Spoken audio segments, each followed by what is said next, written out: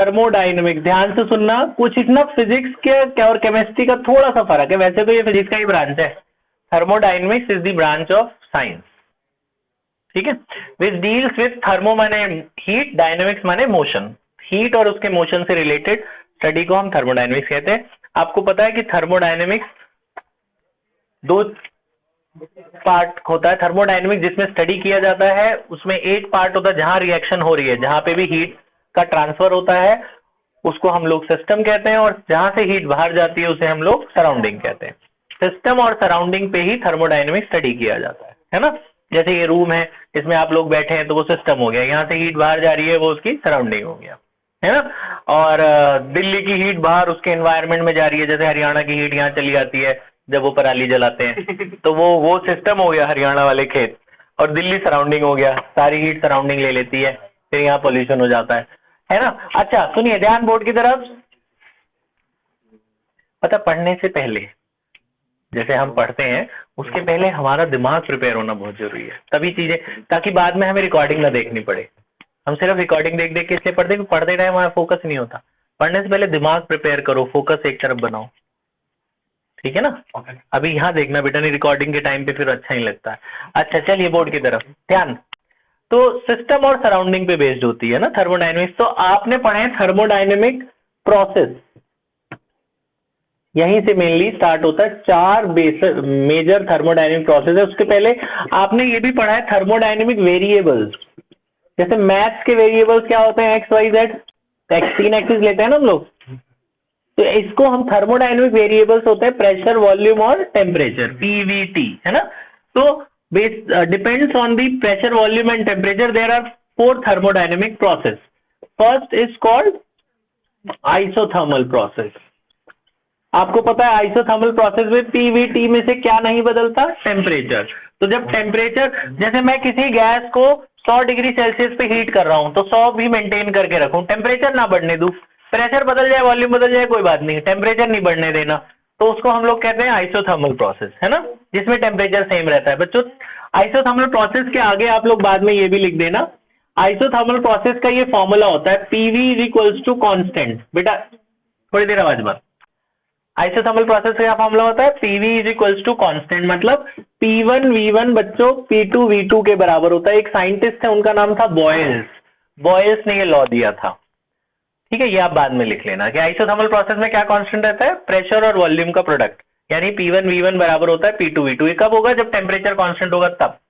किसी गैस को जब, इसका मतलब पता क्या था, pressure is inversely proportional to volume. जैसे कोई गैस किसी गुब्बारे के अंदर भरी है, जितना तुम गुब्बारे को कंप्रेस करते जाओगे उतना प्रेशर ज्यादा होगा ना, ज्यादा कंप्रेस करते फट जाता है ना। और उसी गैस को बड़े गुब्बारे में भर दो तो गैस रिलैक्स रहती है, उसमें प्रेशर कम रहता है, समझ रहे हो। छोटे गुब्बारे में वो ज्यादा गैस भरेंगे तो ज्यादा प्रेशर आएगा, तो वॉल्यूम कम तो प्रेशर ज्यादा, समझ रहे हो, ठीक है। तो इसी से आया ये, प्रोपोर्शनैलिटी हटाते हैं तो यहाँ क्या आ जाता है, कांस्टेंट। तो PV is equals to constant, ये बॉयस ने बोला था, आपके इसमें डिलीट हो गया, ये केमिस्ट्री में था एक चैप्टर। तो PV is equals to constant is condition of isothermal process, आपको याद रखना है, P1 V1 equal to P2 V2। Second is isobaric process. Bar किसकी यूनिट होती है, प्रेशर की। तो जिसमें प्रेशर कांस्टेंट रहता है उसे हम लोग क्या बोलते हैं, आइसोबारिक। उसका कोई फॉर्मूला आपके कोर्स में नहीं है। आइसोबारिक आपको याद रखना है, प्रेशर नहीं बदलता तो क्या बदलेगा, वॉल्यूम और टेम्परेचर बदल सकता है, ये नहीं बदलेगा। आइसोकोरिक थर्ड टाइप, उसमें क्या नहीं बदलता, वॉल्यूम, उसमें volume remains constant. Last is adiabatic. मैं यहाँ पे लिख रहा हूँ, आप जब एडियाबैटिक प्रोसेस लिखना ना तो ये सारा लिख लेना, मैं बहुत सारा यहाँ लिखने जा रहा हूँ, आप अलग से एडियाबैटिक प्रोसेस लिख लेना, अलग टॉपिक, क्योंकि आपने वहां पीछे जगह नहीं छोड़ी शायद। Adiabatic process is a process in which there is no exchange of heat between system and surrounding. जैसे वो थर्मस के अंदर चाय रख दी तो ना हीट बाहर से अंदर जा रही है ना अंदर से बाहर जा रही है, तो उसे क्या बोलते हैं हम लोग, एडियाबैटिक प्रोसेस। अब जैसे आइसोथर्मल का ये फॉर्मूला होता है ना, ऐसे एडियाबैटिक का भी फॉर्मूला जो केमिस्ट्री में नहीं था, यहाँ है। This is the formula of adiabatic process, PV की power gamma is a constant. PV की power gamma is equal to constant is the formula of adiabatic process, where this gamma is called adiabatic constant. Gamma को क्या कहते हैं, adiabatic constant. ये कैसे निकलता है, गामा ऐसे निकलता है बच्चों, Cp/Cv। आपको याद है specific heat at constant pressure, specific heat at constant volume, उनकी रेशियो को गामा कहते हैं। गामा आपको देंगे वैसे वो लोग, अभी आपको याद रखना है। पीवी की power gamma equal to constant को हम ऐसे भी लिख सकते हैं, जैसे पीवी इक्वल टू कांस्टेंट था तो P1 V1 P2 V2 के बराबर था, तो इससे क्या बना कि P1 V1 की पावर गामा किसके बराबर होगा, P2 V2 की पावर गामा के। तो ये पहली स्टेटमेंट बनी। इससे दो फॉर्मूले और बन सकते हैं, एक तो ये बन गया, दो और कौन से बनेंगे? नहीं सुनो, एक आपने एक आइडियल गैस इक्वेशन मैंने आपको बताई थी। आइडियल गैस इक्वेशन ये होती है बेटा, पीवी इज इक्वल टू क्या होता है, एनआरटी, है ना, एनआरटी।